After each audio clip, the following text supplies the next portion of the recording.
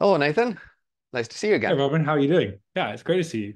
Robin Saw and I you last saw each other man playing Imperial, didn't we? at Manifest Yeah, in which was Berkeley, great. Yeah.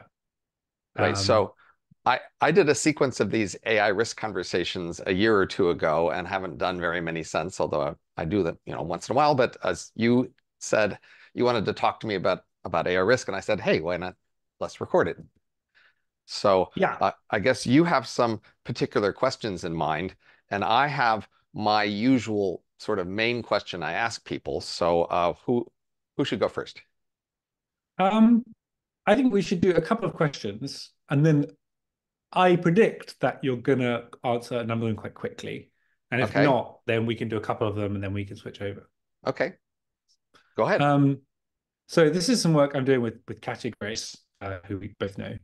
And so this is mainly her work, but she's kind of tried to come up with a number of the different AI risk arguments that people find compelling. Um, and uh, I could list them all, but I'm going to list them all, but we don't need to go into detail of them, right? Well, So, you might as well go one at a time, and we'll take them one at a time. okay. So some people think that there is a risk from competent malign agents. So you've got, this is always my understanding of what people do.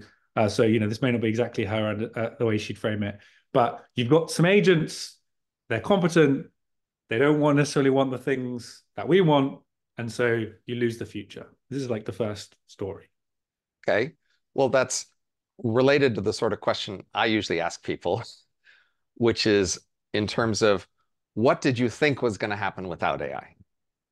That is, Um, who, yeah, so, which you is know, I, which is like so.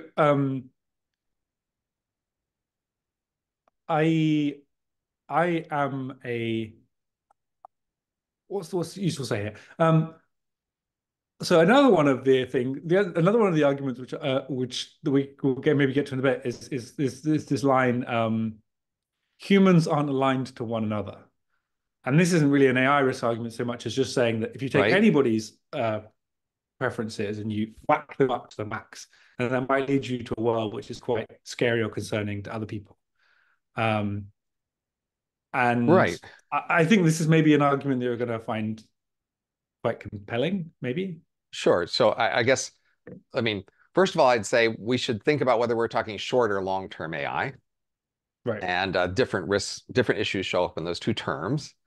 And if we're talking longer term AI, then I might compare AI to other sorts of descendants you might have and say, well, in general, like how aligned are you with your ancestors? I mean, how much would they approve of what you're doing? And Yeah. how much did you expect to approve of what your descendants are doing?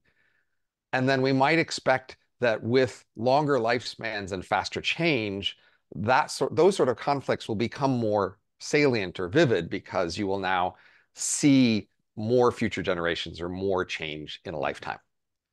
Yeah. So that we could think this ancient problem is going to be exasperated by longer lifetimes and faster rates of change. But fundamentally, there's just this problem that across generations, people haven't been aligned in the sense of having very much control over their descendants, and their descendants often changing their values in conflict with their ancestors' values.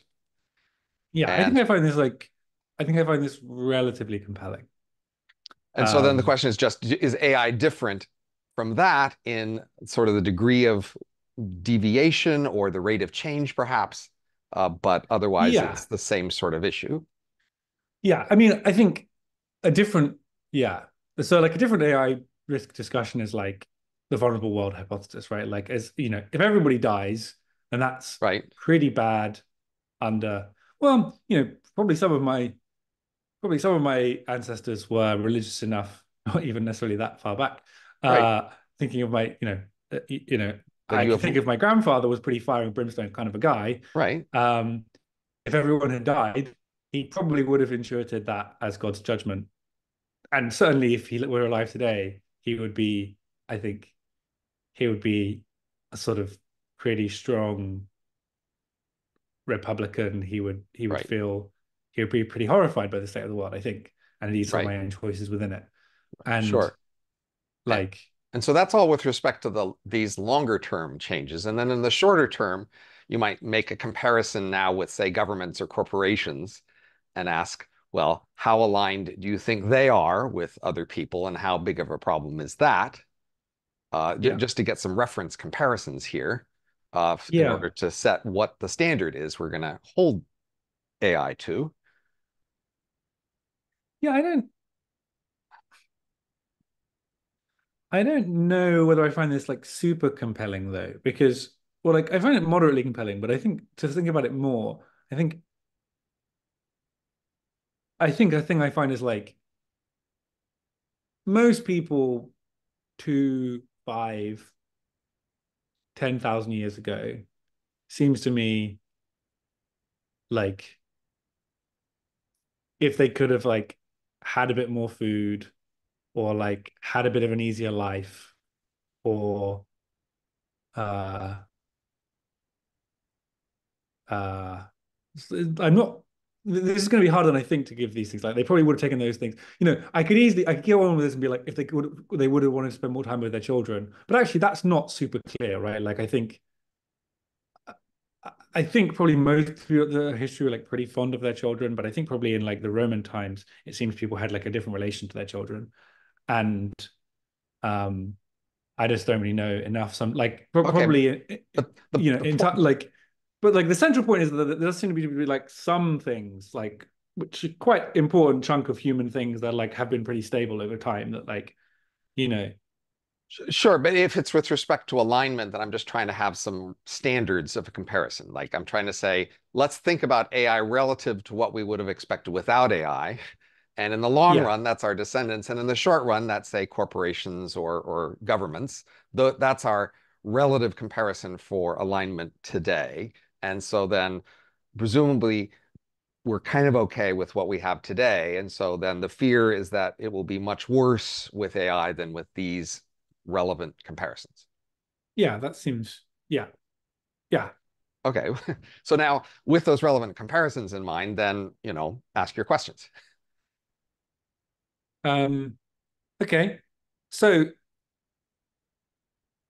yeah, I guess like the thing I'm interested in is trying to get a sense of these different like risk things, like which ones people actually find compelling, because there are like a number of different stories that people tell, and the stories are meaningfully different, and often the AI risk discourse can be a bit like AI good, AI Right. bad, and so Right. So I if don't know. you asked about competent malign agents, right, was your first question. Yeah, do And you if I think say sometimes there are competent malign corporations and governments and nonprofits out there, and they're in our world today, and I do think we want to know about them and are somewhat concerned, but we have ways we typically deal with them, and we mostly think that goes okay, so? It right? seems okay. So it seems to me plausible, at least, that uh you might end up with agents that can cooperate without the need for like most of us to be involved in a way that like currently government doesn't permit. So like you're right, you have but like the most powerful corporation just really isn't that powerful at all, right? Like government can go into any corporation, it can shut it down, it can take its technology, it can stop it from Well, hiring people. it These can are do that like so it can do that in any one country, but there are international companies that can't be taken down by any one country. uh I think But we okay, still worry about the name governments one. themselves. I mean, fine if you think the companies are disciplined by the governments are less disciplined by other governments, right? And Uh so a malign government yes. can do a lot of harm to its within its scope of its territory. Say North Korea at the moment Yeah, can do a lot of yeah. harm in Though North it Korea. like by happy accident or by like it turns out that like democratic systems are doing pretty well, and the systems sort of focused on the like the well-being of their people do seem to, which I don't. It's a little bit Right, surprising to me at times, right? Like it's not obvious right, to me that this would be the way it would be. right. So, but I Um, think a way I would summarize this is that we mostly don't rely on individuals to compete or counter these organizations. We rely on other organizations at their same scale and type to be the main things that keep them in check. So corporations compete against corporations, governments compete against governments. We individuals use the competition among them. That's our main way that we reduce our worry about them. And so then for AI, even if an AI you might postulate is more powerful than any current government or corporation, you might say, well, there'll be other AIs at the time. And so long as there are many AIs competing and some of them plausibly are aligned with us, then we don't have to worry so much about the others because competition could keep them in line. Sure. So yeah, I'm mainly interested now in just like jumping onto like another argument. Uh, Okay, just because I don't know, that's what I'm interested in. sure. So the next argument that people talk about is I think quite similar. It's called the second species argument. I'm sure you're familiar with it. It's just like very simply, it's sort of saying apes should have been pretty concerned about inventing us. You should be concerned about making something which is like a new species, which is very intelligent. And so this is a reason we should be concerned about like making AI. Not necessarily like it's going to go badly or like just it's just kind of being like, whoa, you don't want to like create a new group of things which have their own constituency, which are like more competent than you are. I Katya tells me that there's like some notion about goals that's the difference here. I don't really always understand. But Well, like, I just like, this is like a new story. We're going to forget the old story. This is the new okay, story. sure. Do you find this story compelling? So I have an essay that is designed specifically to address this question at a Quillette um, a year or so ago. But Right. the way What's that I titled? was summarizing, um, that's summarized as AIs will be our mind children, I think. Yeah, that's it. AIs will be our mind children.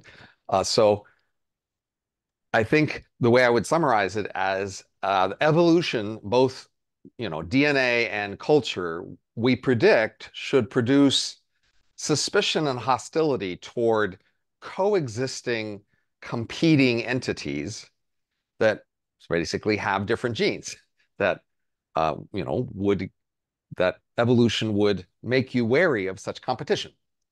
Yeah. And in fact, we are wary of such competition. Other kinds of animals or other groups of humans that we often see ourselves in competition with. And we can, not have to go to total war with them all the time because maybe we can monitor them and have cooperative relationships, but we do in general.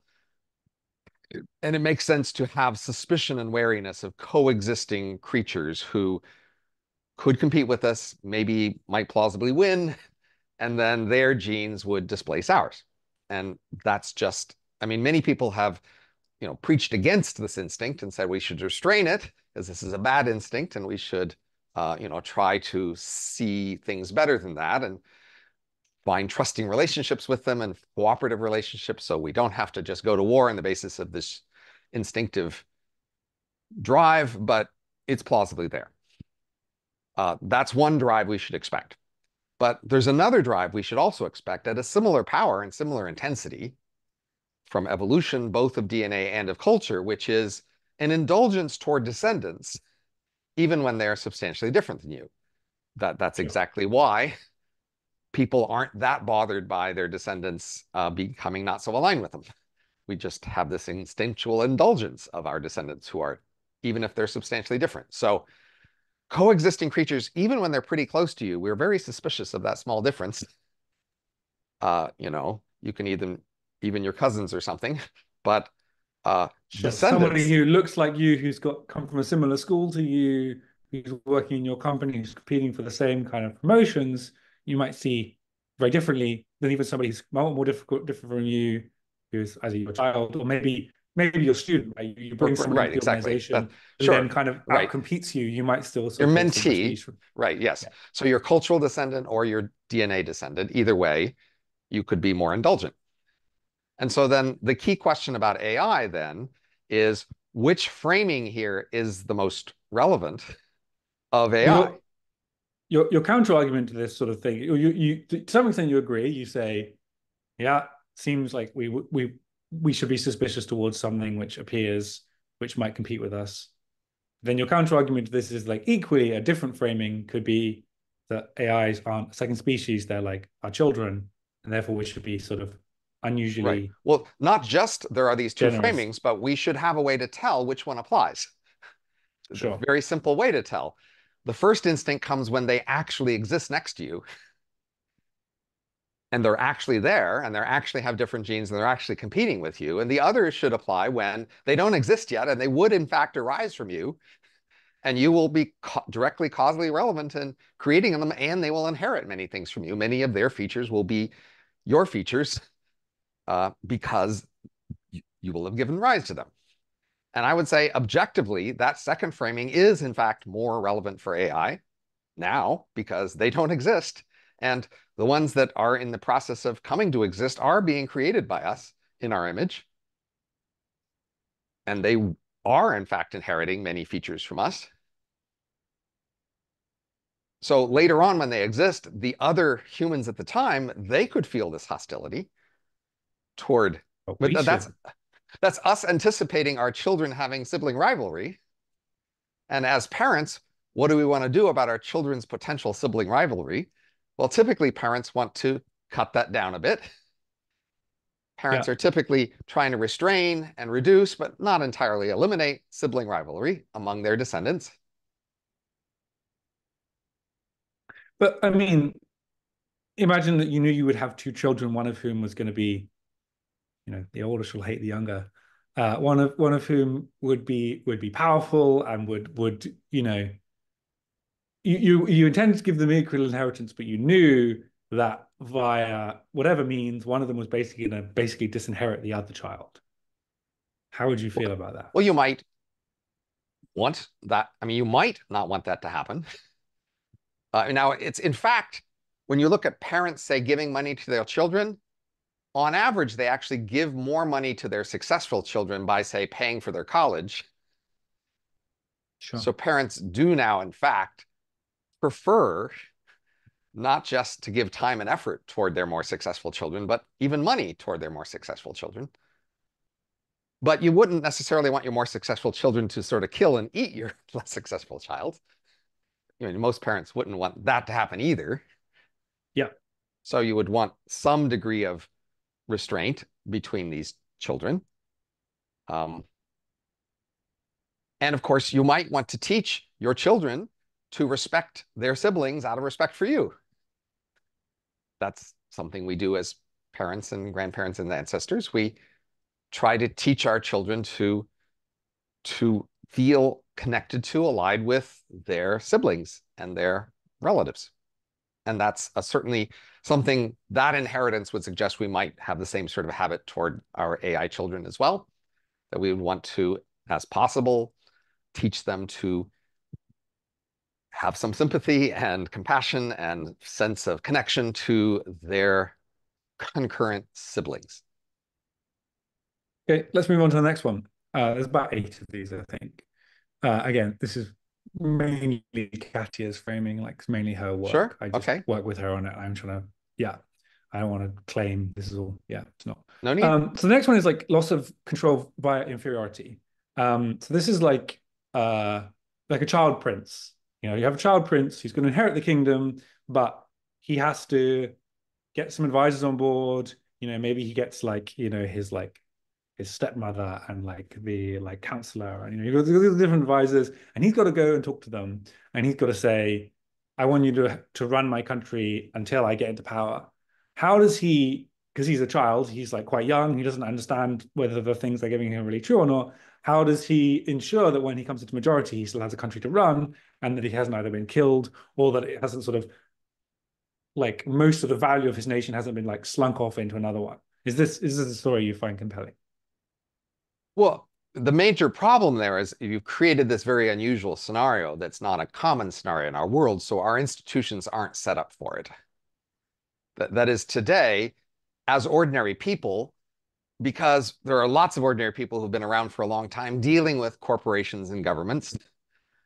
We have developed social institutions and equilibrium practices by which we keep them competing with each other to serve us, and Yeah. instead of killing us and eating us or whatever. Uh, because, that's just evolved over a long time. Now, this one prince is showing up and asking for a new institution Yeah. in a world that this problem doesn't appear much. So they can't just go to a standard consultant who sets this thing up all the time, right? So your They're your your response is again quite similar to the first one, maybe less similar to the second one. Just your response here is something about like multi-agent dynamics, about you can get you can get the advisors to argue against each other, and that our prince doesn't exist in a world where he's woken up one day, his dad's dead, he doesn't have anyone to trust. He exists in a world where there's many princes in many nations who have to deal with these kinds of problems, and he can call up his cousin out of forth, and right. he can go out of forth, hey man, like What did you do when when this happened to when you? your mum died and you inherited the Yeah, whole kingdom, like who did you trust? Like, right. uh, okay, Right. So uh, clearly the problem gets harder with this unique prince where there's nobody who's been in his roles at all similar in a long time. He can't go look up data sets of people who've been in a similar situation, right? He's thrown into this thing, a unique thing. That's just going to be harder to deal with. And so then so you maybe find this more compelling if there's like more of a discontinuity, like if right. So that's a big question ask about AI. How gradually or, smoothly will the transition happen so that we can, adapt incrementally to changes as they show up, as opposed to very lumpy, sudden changes. That's a huge issue with respect to AI risk. I mean, the most compelling AI risk scenarios have been the hugely lumpy scenarios. right, Compelling in the sense of you wanting to be very worried about it and wanting to be willing to go to very extreme responses and are the ones where there's a real like rapid or discontinuous change, exactly. So for and example, and and it my ex co-blogger Eliezer Yudkowsky, that was the scenario he and I debated a long time ago, called FOOM, where he cranked up the dial to the max on the suddenness and size of this transition. and I apologize, I haven't read lots of that stuff. There's lots of stuff to read. Um, but do you find that your arguments apply less there? Like if you have a sort of singleton AI that runs everything, it's not necessarily clear whether it's conscious, it's just sort of like it's doing stuff. Is that a scenario that the Robin Hanson is more worried about? Well, any scenario that's less familiar, that is, we have less experience with it, is for that Yeah, reason something to be more worried about in the sense of conditional on it happening, you'd feel less sure about how it was going to play out. On the other hand, the more weird and unusual a scenario is, the less likely you believe it's going to actually happen. So then, in that sense, the less you might worry about it. So it depends on whether right. we're talking about But the chance of it happening or what to do conditional on it happening. sure, but for some of these other scenarios, you've kind of been like,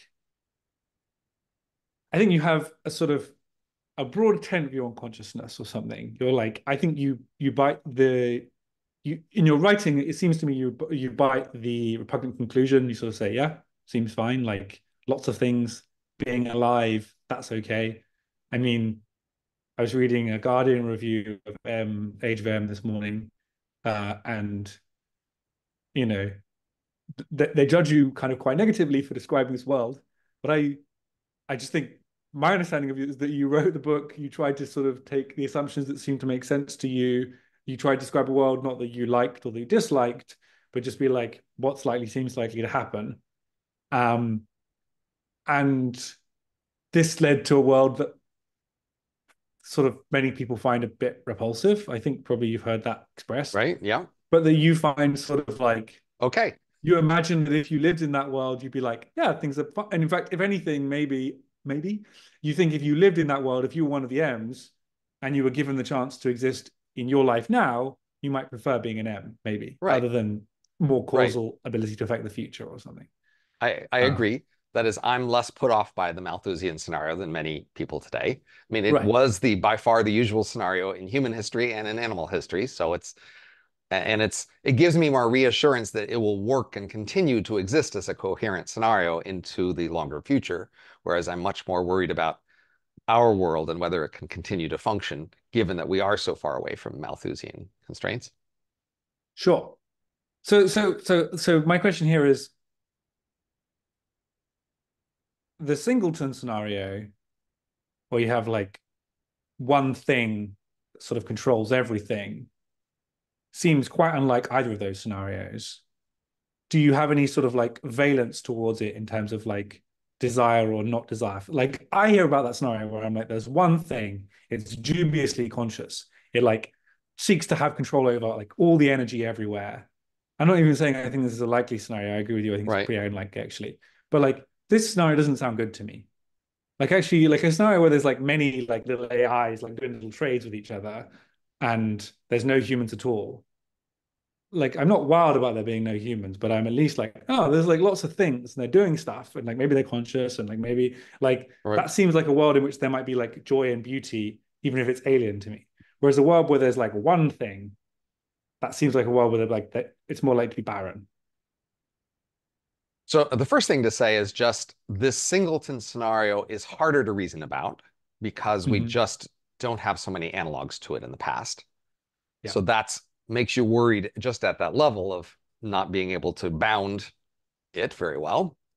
yeah, And secondly, when you start to think about the analogs in our world that have gotten closest and the causal paths that lead to them, in our history, those tend to be strong central governments. yeah. And then your attitude toward strong central governments will influence your attitude toward the singleton scenario.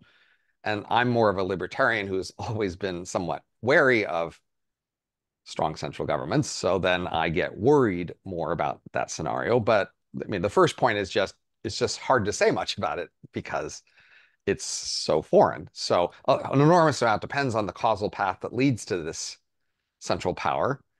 And then, of course, additionally on what does it need to do to stay in power? So, I mean, a standard reason why strong central governments have been a problem is that they are only barely staying in power, and they have to do a lot of things to ensure that they stay in power, many of which are politically repressive of what they Yeah. see as the threats to their power. So, um, a singleton that was just barely able to become a singleton, fighting fiercely against the threats to that. That it's easier to see that as a negative scenario because you could imagine what it would be doing to overcome its uh, obstacles to becoming that central power. Isn't that like a barrenness? Like, well, I guess maybe you're right. Maybe you're just like, I don't know. Okay, let's move on to the next question. The next one is a loss of control via speed. So this is like you have a car, your car drives well, but without you knowing, I put in a thing which makes your car 10 times faster. Right? And you get in one morning and then like woof, you go off Right. the driveway and you crash and you die.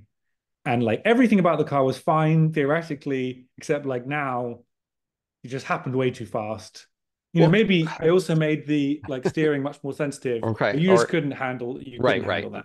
So this scenario you have to pair with a sudden transition and even ignorance of the transition ahead of time in order to make the worst case scenarios here, right?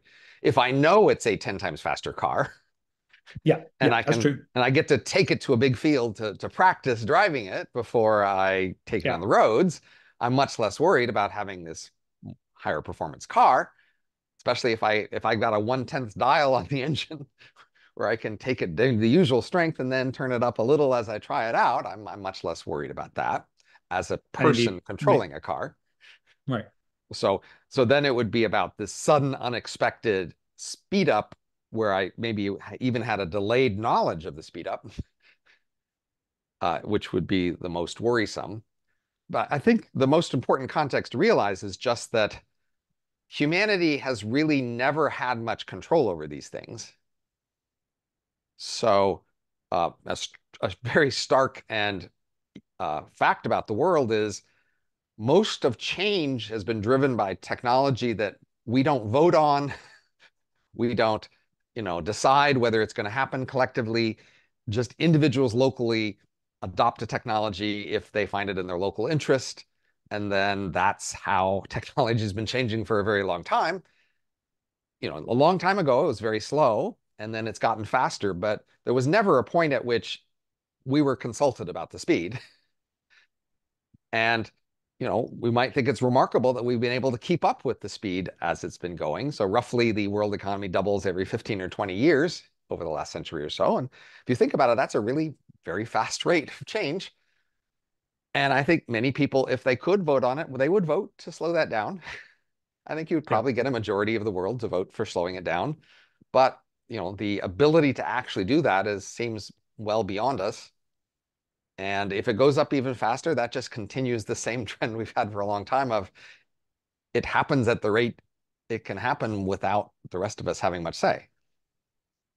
Yeah, there's a kind of evolutionary thing there, right? Like where the bits that grow fast outgrow the bits that grow slow, and it doesn't really matter Right. Certainly, whether. if you had asked the rest of the world, did they want Europe to suddenly start growing much faster than the rest of the world in 1700, they would have said no. Yeah, seems likely. So that then we have the question is, should we somehow create collective institutions to regulate the rate of change? And then we get back into the issues with the previous question about the risks and costs of having centralized regulation of this sort. And once you start to worry about how badly it could go to empower central regulators to limit such things, you might prefer to just let it go at its more natural speed. But it's a hard Okay, choice. so Neither one is, ideal. we've been now about halfway through the arguments. I think the other ones are sort of also in some way back. In fact, we'll do. Yeah, okay. We briefly discussed the humans aren't lied to each other one, and that you know They aren't to some substantial degrees, clearly, but right. the world is okay with, we live in an okay world where we have conflicts with each other. Um, so you alluded to at one point the scenario that maybe AIs would be better able to coordinate than we are. So Yeah, I sure. didn't you didn't sort of separate that as one particular separate point to talk about, but that is a relevant consideration because that's a way to Yeah, break the symmetry between us and corporations and governments and AIs. If we say is that that if right yeah. if a malicious club decides to want to hurt people in the world, it has trouble coordinating and it has trouble coordinating with the other malicious clubs in the world, and that's part of what makes it us able to manage such malicious clubs at the moment is their limited ability to coordinate. It more we Yeah. also have a limited ability to coordinate, but to the extent that they're a minority, then our limited ability to coordinate is still enough to manage their limited ability to coordinate. Now, if AIs are postulated to have a much stronger ability to coordinate, then that's more of an issue of the AIs versus everyone else coalition scenario. Sure, That but is, then the Robin Hanson in my brain says something like, but coordination is quite like a good trait.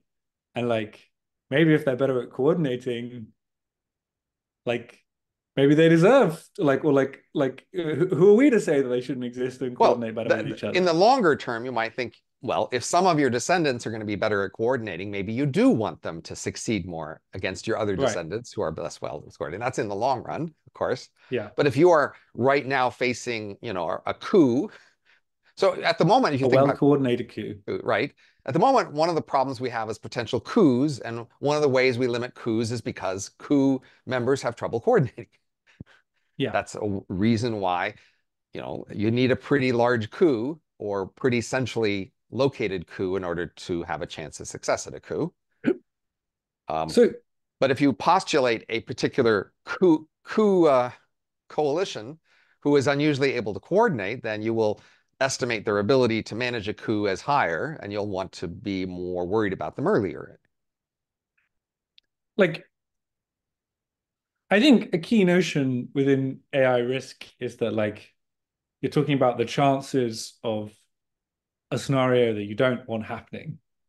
And I guess as someone who's talked about this for a long time, as somebody who I think I consider to be like to give me thoughts that I'm glad I had on these topics.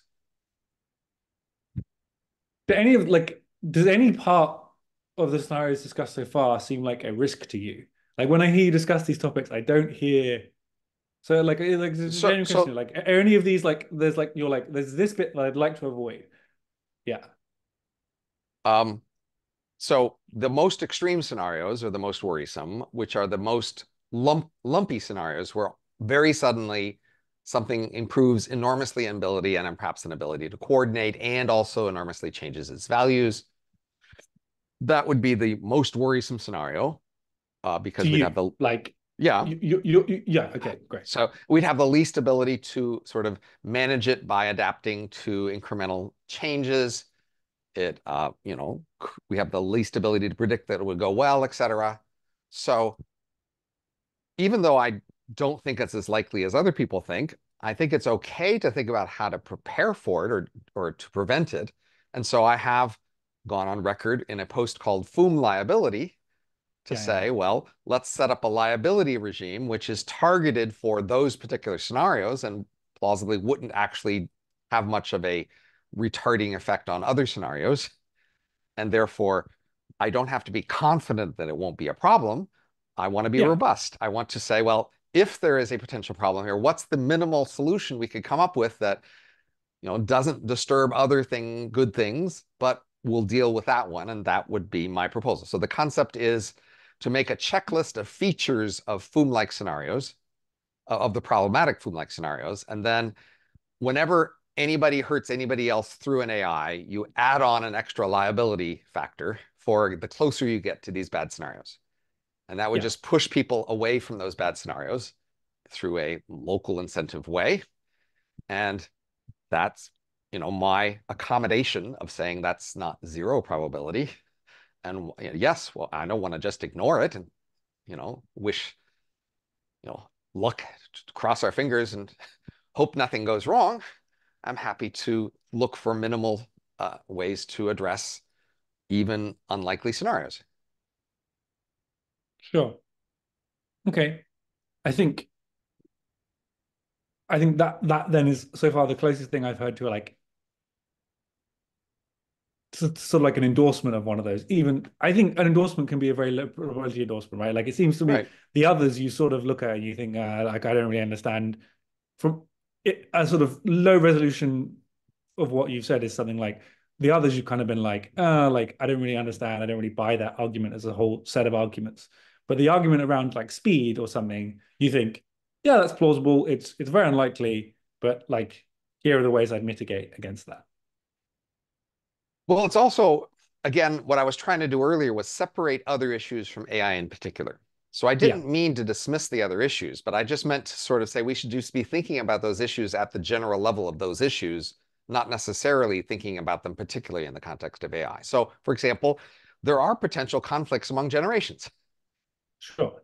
right? And I think it's fine to think about what to do about conflicts among generations and to ask So, how far you want to go to restrict or channel your descendants in directions you might approve. But that's not so much an AI issue. That's a long-term generic issue about the relationship between generations. yeah, and maybe in an attempt to understand you and your work, it seems now that I consider it that quite a lot of your work is relevant to humans having different preferences, right? And different abilities to predict the future. Much of prediction markets uh, Sure. is a system by which people who have different expectations for the future can, at cost to themselves, make predictions, and then you allocate resources to the people who are better at predicting things, right? Um, Right. And then we might want to think how to use such powers to deal with very fundamental issues regarding the future. sure. This is really self-indulgent, but I want to self-indulge. Do you have any kind of comments on? It seems to me that forecasting played a small but moderate part in Joe Biden being losing the nominee, stopping being the nominee of the Democratic Party. It seems like pretty plausible to me that I don't know in Yeah. 0.1 to 5%, maybe higher. Let's say 0.1 to 5% of worlds in which you don't have Nate Silver, you don't have Polymarket. I guess unclear whether you're going to remove Yeah. Betfair as well because that's been around for a long time. But then you don't have people, so then this doesn't happen. Uh, do you have any comment on that? I agree with you that it's plausible. I wish we had stronger data. I mean, basically, key decisions were made behind closed doors by insiders who are not really going to testify on that, or they aren't going to publish a transcript about it. But the question is, what's the chance that some of them at least had seen betting market odds about the chance that, say, Biden would win if he stayed elected, and what's the chance that they wouldn't have already known that through other channels? So I do think, in fact, these insider groups are often pretty ignorant about a lot of things. And yes, having somebody on the periphery of their network who had seen such prices and could report them would have moved some people to believe more that, yeah, we can't bluster through this. Looks like about enough other people out there get the problem that we should face it. Yeah. And like uh I guess I know I'm pretty confident this isn't really your ideal version of your sort of like fire the CEO markets. But it seems to me, by virtue of there being markets on who would be the president and who would be the Democratic nominee, you could make some implications about the electability of various candidates. And we And did. that, Those uh, numbers were available and people highlighted them and talked about them. yeah, and like that seems to me, a, I think it's like a very underrated success of a thing you've been championing for a long time. I'm happy to accept that judgment. Again, I try to be restrained in my bragging about things in the sense that I need to maintain a long-term reputation here and sort of wait for data to collect up more clearly over the long run. But Sure. it's Yeah, okay. plausible, certainly plausible. Right. Okay. That was my comment. Okay. So So as you probably know, there have been times when, say, the betting markets only gave Trump a 1/6 chance of winning the election, and then he wins, and then people say, ah, see, shows you betting markets are wrong. And I got to say, uh look, you have to average over a lot of cases here. You can't just look on one case. So on a yeah. positive side, I also have to do the same thing, Yeah, right? that seems right. I'm gonna, I'm happy to say, yeah, that seems plausible, but in order to make a stronger claim, I would like to average over more cases to look at more systematic data in order to make stronger claims. Though to the extent that we're going to have these markets lying around, it seems it seems like a much more sustainable thing long term. Sorry, it seems like a much more feasible thing to do this. Like I think you could imagine there being 20 times as many markets about elections. People love betting on Sure, elections. it could. Yep, We could have, yep. will Pennsylvania be won if Shapiro is the vice president? You have like many, many markets like that. And it feels like there's like that's much more tractable than via the CEO markets. It's just all depends on who makes what market. So in some sense, this game is wide open. Any substantial player who wants to take the initiative to make some of these markets can. Yeah, And so it's a matter of who takes what initiative when. So I don't want to discourage anyone from any of these options. I want to say you could just make it happen if you want to. sure. Okay. Um, I don't know. Do you have any other comments you'd like to make? Well, I mean, if we bring it back to say to AI, we could say, it would just be great if we could have AI betting markets on AI consequences, like we have these bills before, various legislatures for AI regulation. It'd be great to have prediction markets about, say, the amount of AI activity conditional on these bills passing, the degree of concentration in these industries conditional on them passing, other sorts of markers before, everybody dies sort of markers. There are a lot of Yeah. pre-markers that would plausibly indicate more risk of various scenarios. It would be great to have markets on those. Yeah, I agree about that. So I'm going to write that down. And that's, again, something anybody out there could do. I've also said, for a long time, when people thought about AI, the biggest problem they thought about was AI is displacing humans off their jobs. That's still a concern, and it's still something we could do something about. If only people would get the ball rolling to just set up robots took my job insurance. I've written about that, and it wouldn't be that hard to do. And it's just a matter of momentum to get some people doing it and getting other people doing it and make it more of a thing. And that would certainly highlight other AI risk issues to the extent that people were actually buying that insurance. You can see the price, the premiums for that insurance. It would give you a probability of those events And happening. the resolution is what? AI penetration in your industry? Like Well, if it I would reaches, start out with just very simple, labor force participation rate in the US, say for US workers. At the moment, it's like 60%. If it drops below 30% in a 10-year period, that's most likely way that would happen is lots of automation. So I would just have bets on that. Let people buy bets on that happening within certain decades, say, and have assets that pay off if it happens within a decade. And then they would be somewhat insured against that going wrong. And again, so that doesn't require individual underwriting. That is, you don't want to do the whole insurance route where they have to review your life history and decide your yeah, personal yeah, yeah, risk. That's way too much cost and trouble for this. Just set up a generic market in the overall rate at which people lose jobs. sure. Okay. I think, yeah. Um, let's let's let's let's run through some of the others and Okay. then um uh yeah, probably I've got like another 50 minutes, so I will do that. All right. Um, so there's there's like vulnerable world hypothesis type stuff, right? Like AI allows you to build a nuclear bomb much quicker than anyone else can. Um, So the vulnerable world hypothesis is the idea that as technology improves, generically, individuals can have more leverage over the entire civilization and put the yeah, whole civilization more at risk. So it's a ratio question of the relative potency of an individual or very small group uh, at causing substantial harm to the entire civilization. That's the postulate of the vulnerable worlds hypothesis. That is that parameter has been increasing. sure. I'm And just do you not find I'm not convinced that's true. I don't right? I'm not so for example, if you look at mass murders, Yeah, you could look at how much any one person with as many guns as they can hold in their bag has been able to kill when they decide to go killing a lot of people. That number hasn't been going up. sure. Though I guess the AI risk argument here is that AI makes like plausibly AI might bring down the ceilings for some of those things very quickly. Well, the key point is that every technical change changes both offense and defense. So this has long been an issue with warfare.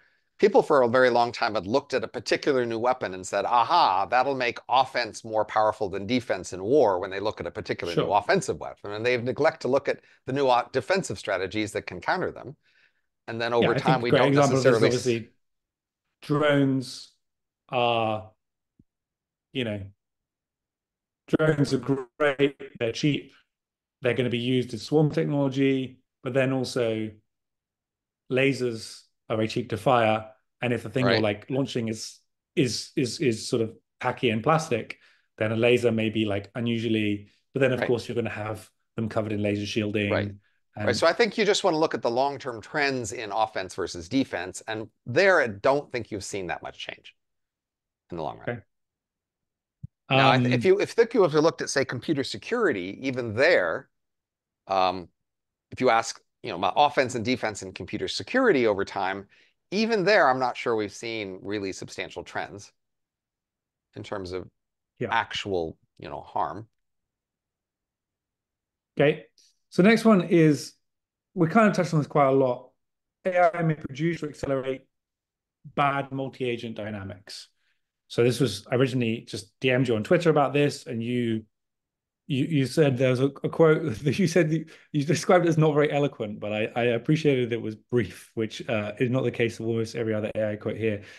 This was talking about one of your AI models. The model seems to confirm the intuition that machine intelligence has Malthusian implications, population and wages. Um, I don't think you see that as a disastrous scenario, Right. I but don't. but you do acknowledge that it could push the multi-agent dynamic, the multi-agent equilibrium to a direction that is more like that. And I guess you acknowledge that many people are concerned about that. So there's this generic pattern here of noticing that you live in a very complicated world that you don't fully Mhm. understand, where lots of little parts seem to balance each other. And Yeah. then you imagine a new thing coming in, and you can see that it's going to have a lot of effects. And you can see plausibly that some of those effects will maybe undermine some of the things you were relying on. Yeah. And there may well, of course, be other effects that counter those, but you can't see those very well.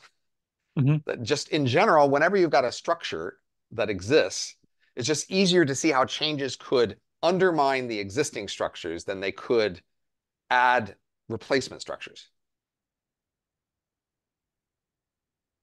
Sorry, I'm just moving my laptop.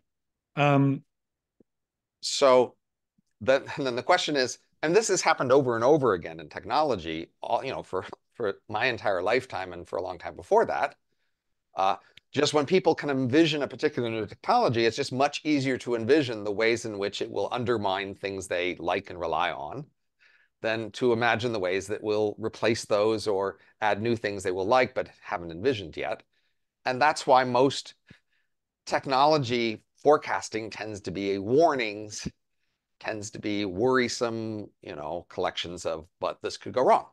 If you think not just about AI, think about nanotechnology, genetic engineering, television, nuclear power, uh, you know, just a wide range of technologies. Typically, if they're big enough technology, it's just hard to really see all their impacts, but it's relatively easy to see how they could just undermine something you are currently relying on. Like with drones, for and your example, it's response, easier to see how your current aircraft carrier might be vulnerable to drones than to see how you're going to use your drones to do other stuff in offense. and your response to this again is sort of like, to the extent that risk vectors can be predicted, you could put small costs on those risk vectors, like if they really cause real world harm, and then more or less leave other things how they are. Where the more that we can expect to have these changes be gradual and be able to adapt to them, the less we need to worry about them ahead of time. But the more lumpy the changes might be, and maybe the more out of view they might be, then the more you should try to do other things to deal with them. Mm. But try to target your solutions to near the actual problems rather than, say, try to regulate all AI at the moment. You might have more FUM Okay. liability where you look at the particular scenarios that could go wrong and you target your regulations next to that. Okay. So then we sort of, the next arguments I consider to be sort of scraping the bottom of the barrel, but they're like, I don't know. This is what I'm thinking about. So the next two arguments are sort of linked in that they're both very hand wavy. One is hand wavy in the direction of just like, it's large risks. I don't think you're necessarily going to say new things in response to this, but maybe you will. One of them is just like, it's large risks. These are large risks. We should be concerned about just like large changes. There's just like an argument from size, just like this is the big impact. You got to be, Well, what you want to be concerned about. but that's exactly the point about gradual change. That is, all small changes add up to large changes in the long run. Sure. So here So, you're, right. I think you're going So, to respond something like, yeah, this is concerning if the changes is discontinuous or lumpy, but just the size of the change, just as like is it of itself. The question is how quickly that and how gradually that change happens. right. So, for example, every day in the stock market, the typical stock price changes by roughly 1.5%. Yeah, Now, 1.5% change to a company is tolerable. They can certainly handle that. But you integrate 1.5% a day over 10 years, 20 years, and basically most of these companies are going bust. yeah, And so as a company, you should definitely be worried in the long run, these large changes to your company will happen, i.e. most likely you will just go bust and die. You should worry yeah, about that. But it's the same process, just integrated over a longer time. yeah, So if you're worried about large changes, you should just be worried generically about most everything. They can all integrate to large changes over time. yeah. So what you're more worried about is how quickly they're happening relative to your ability to track and adapt to them. Yeah, I guess a thing I think about a bit in regard to this is I would like more focus on individual capabilities forecasting personally. Like if we forecasted specific capabilities and how concerned we were and our ability to regulate on those, then ideally you would become pretty confident that you could regulate if you needed to on many of the most dangerous capabilities, but they're like a If you could distance see them out. coming, right? If you get Right. gradual warning about them, basically small problems happen before big ones. Yeah. But that's how we've regulated pretty much all technologies we've ever had, is by waiting for concrete problems to appear and then adapting to those concrete problems. And that only goes wrong for very lumpy technologies and changes. And it's just Um, not clear that AI is that lumpy. That is, comparing, say, I mean, comparing to lots of other technologies, certainly in history, AI's changes have been relatively gradual. The history of AI changes so far does not make me especially worried about enormously lumpy changes.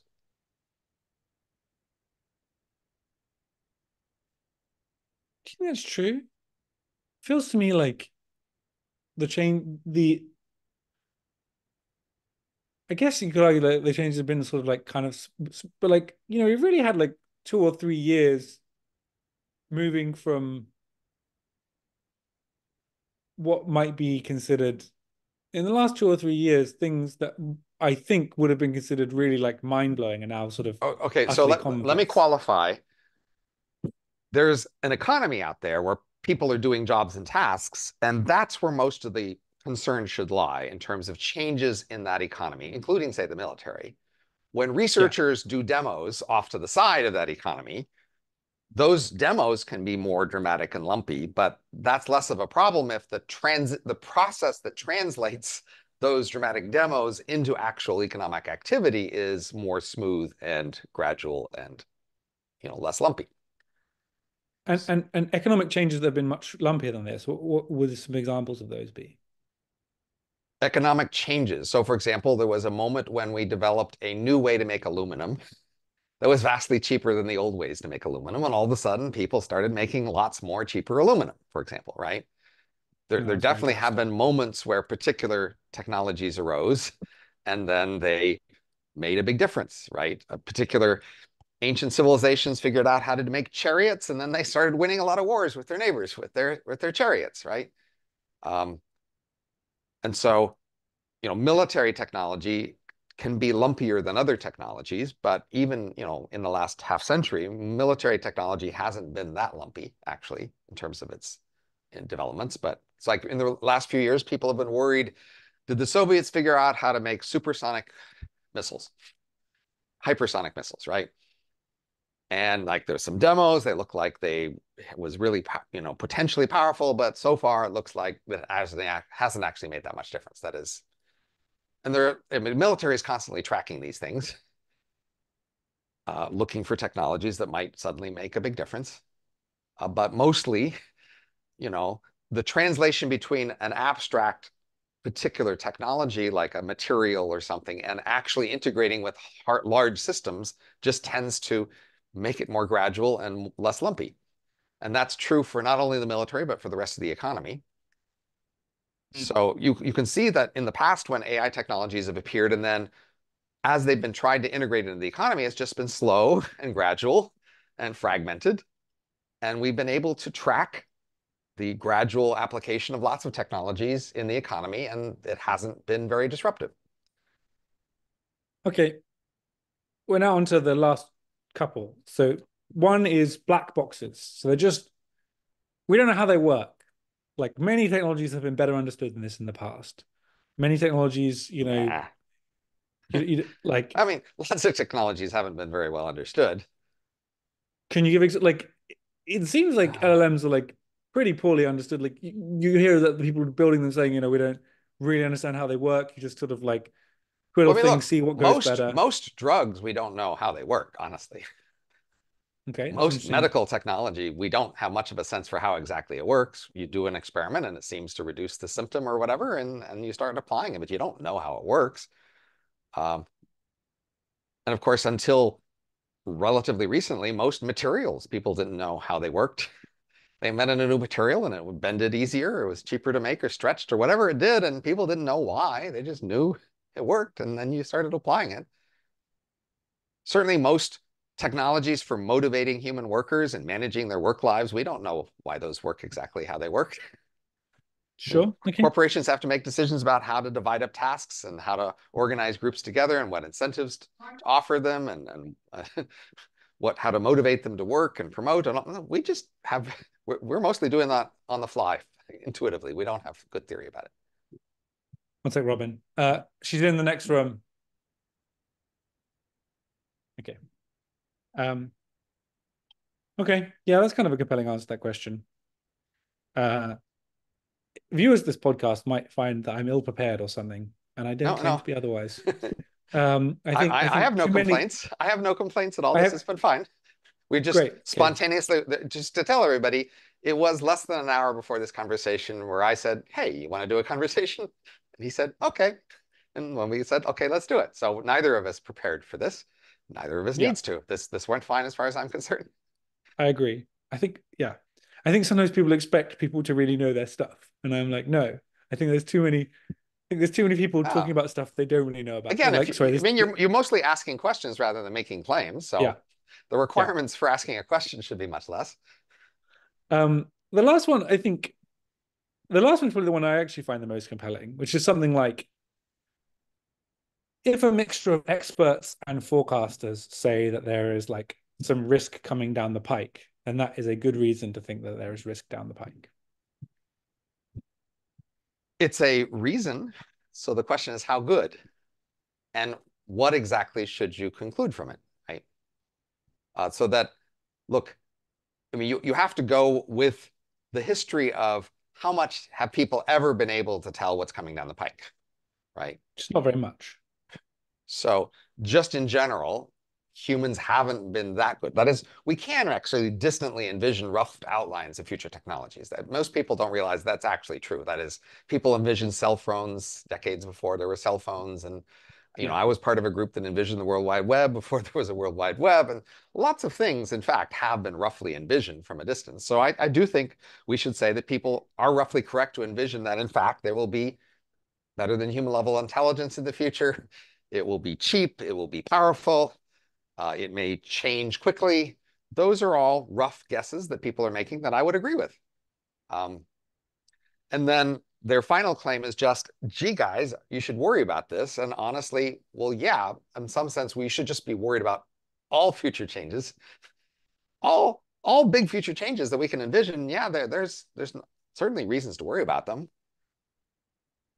The question then becomes, what more specific claims do they make about how we should regulate or manage those concerns now?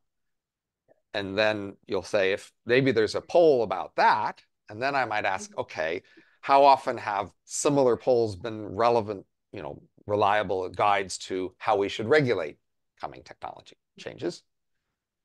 And for that, I don't think the track record is that good. Mm. But nevertheless, naive observers should still put substantial weight on it, certainly. Um, but Mm. I just think as an economist, I'm just going to go with the prior here. Mostly regulation goes bad when it's not tied very directly to specific problems that you're addressing that you've seen. Hypothetical regulation, regulation of possibilities that are not very well understood or conceived, that just doesn't seem to go very well. That's how I would frame the argument. But I would certainly say it's worth tracking. I'm glad there are people tracking things going wrong with AIs so that they can point out when particular problems happen and call them to our attention. And then if we see a pattern of such problems, then we see that maybe that pattern is due to some systematic malicious behavior that could be addressed by regulation, then that would be the point at which you would propose such regulations. And then I'm much less against that. I would want to look at the details, but I'm saying, look, if you see a specific thing going wrong repeatedly and you have a thing you think could do with that, I want to listen to that. Now, in the past, that's also gone wrong. So for example, if we see some examples of insider trading and then we ban all insider trading, I might think, well, yeah, you're cutting some problems, but you're forgetting all the gains you're giving up by such regulations, and we want to weigh those against each other. But at least Mm. there's a reasonable case. If you see a set of concrete things go wrong, you've got a case that deserves attention when you say, hey, we should regulate to deal with it. But when you're thinking decades in advance of hypothetical problems of systems, you have really very little idea even what their architecture will be or capabilities. And you say we should, do stuff now to deal with those potential problems. I'm just much more skeptical about that. It's just not the right time and the right way to do it. Mm. Now, if you could convince me of the FOOM scenario, you could say that because that was Yudkowsky's story. He says, look, that's fine for other technologies, but this one, there's going to be this sudden growth. All of a sudden, there'll be no warning about it.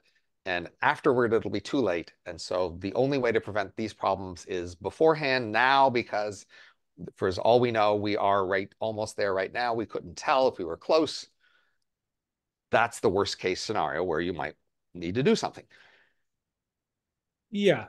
So I guess to sort of summarize, it seems to me that of these arguments, you find the loss of this speed argument, maybe discontinuous speed, to be the most sort of compelling. You don't think it's likely, but if I told you,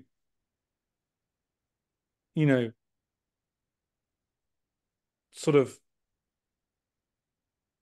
I, I don't even know how to ask this question, but there's like some sort of like notion of like compellingness without likelihood that I don't Well, quite have to point at. if But we had seen a bunch of smaller, sudden, unexpected explosions of the yeah, FOOM sort, and then you said, and that could be even bigger, then I might be much more concerned, right? I could say, look, here are some smaller explosions that are maybe there's a power law distribution of them, and you say, look, there's a lot of weight on these much larger possibilities. So, hey, you should worry about that. I mean, for example, that's why I would worry a lot about pandemics. We have statistics on the size of pandemics. When we do that, we've got a power law that puts a lot of weight on really big pandemics. And it says actually the median deaths so far is much less than the expected deaths because the distribution that you fit is weighted so much, the expected value is so much higher than the median you'd seen. So you guys say, and that's same for wars. So you got to worry a lot about really big wars because you look at the size, the smaller ones, you fit a distribution to it, and you say, look, this distribution puts a huge amount of huge ones that we wouldn't have seen yet. And yeah, you got to worry about those. And so, yes, if for AI, we had these FOOM-like yeah. explosions where suddenly AI's vastly improved in ability in some self-improving way. We saw, small ones, but we fit a distribution. We go, look, there's all these ones that we wouldn't have seen yet because this distribution is really heavily weighted to the large size. And you go, okay. And then I think you also find sort of you don't necessarily find it a compelling AI argument, but I think you find it like very interesting the notion that humans aren't well aligned to one another. There is some like larger problem about aggregating preferences Well, over large right. groups of But I people. mean, I'm an economist. That's just our bread and butter. That is, I've long since accommodated to the expectations that humans have troubles aligning to each other. Yeah, That to me is just the state of the world. Other people who didn't realize that fact, I guess they should be surprised by it and worried. But that's just social science. That's what we economists have been doing for a long time, is asking how can we deal with those conflicts between people? sure. And then, okay, I mean, I guess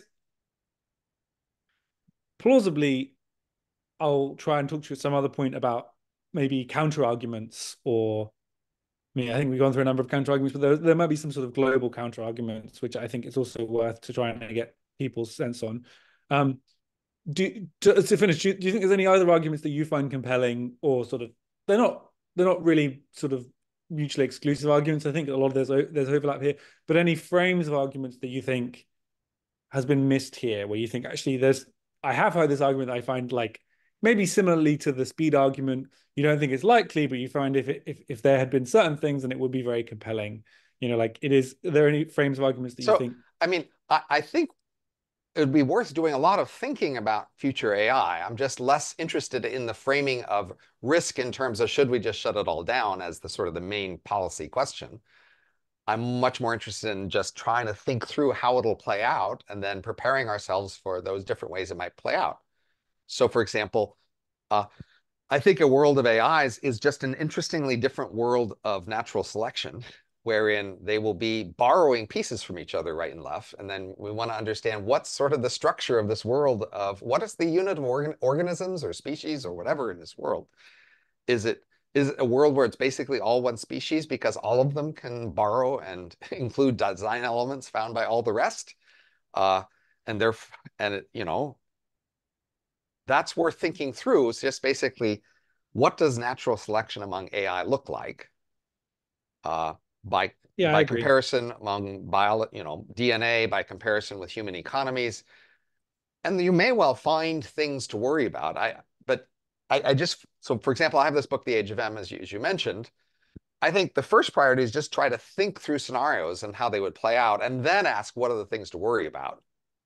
I think just trying to Yeah, go straight in with like, can I identify things to worry about before you've worked out the scenarios, before you've filled in a picture of what it looks like is a mistake. sure. So I would be happy to help people think through how does the scenarios play out? And then in that context, I don't at all exclude the possibility you might find things to worry about and maybe even things you could do something about now. But my perception is there's just way too little of that sort of working out the details of how it would play out compared to, say, what I've done in Age of M. Yeah, that seems plausible to me. I think.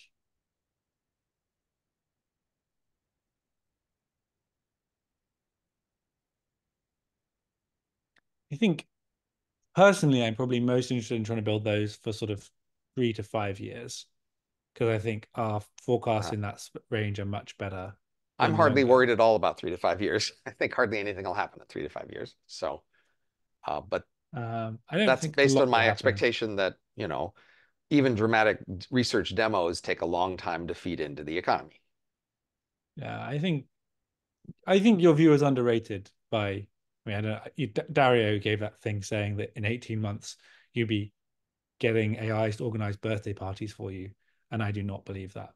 No, It no. seems very unlikely to me. I'd be happy to bet against a lot of these strong claims, Sure. but people aren't. They're much more interested in making the claims than betting on them. Then yeah, yeah, I sure. mean, honestly, I think in say 5 years, this will all look pretty bad for AI risk people because they will have been seen to cry wolf when not much will have happened.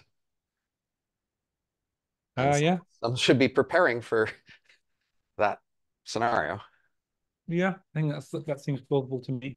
Um, I don't really necessarily like this, but to the extent that many such people are involved in regulation and governance, that probably won't be damaging to their regulatory or governance careers. Oh, Um, probably not. That's not how that works, unfortunately. which I think is a shame, I think I'm going to say. Right. And in Um, fact, probably it would be better for them to be involved in whatever activities there are, even if they're based on misleading assumption, than to have not been involved at all. The people who are not involved would just have much less experience on the resume. yeah, maybe. Um, well, on that happy note, All right. Thanks for um, talking, Nathan. yeah, thanks for talking to you, Robin. And yeah, I might think, well, I'm sure I'll think more about this. And yeah, I appreciate your work. I think you're one of the most generative people I'm Well, aware thank you. of. And I really appreciated the style of Age of M. I think it's I think too few books are written which really mathematically, sociologically take seriously a premise and just sort of run with it and run to even places where it seems sort of kind of ugly or uncertain. And I think if there were, 1,000 times as many books like that, then a few of them would be really, really tremendously useful, I think. We know a lot more about the possible futures. Yeah. All Anyway, right. have a lovely day. Thanks very Okay. much. Take care. Uh, Bye.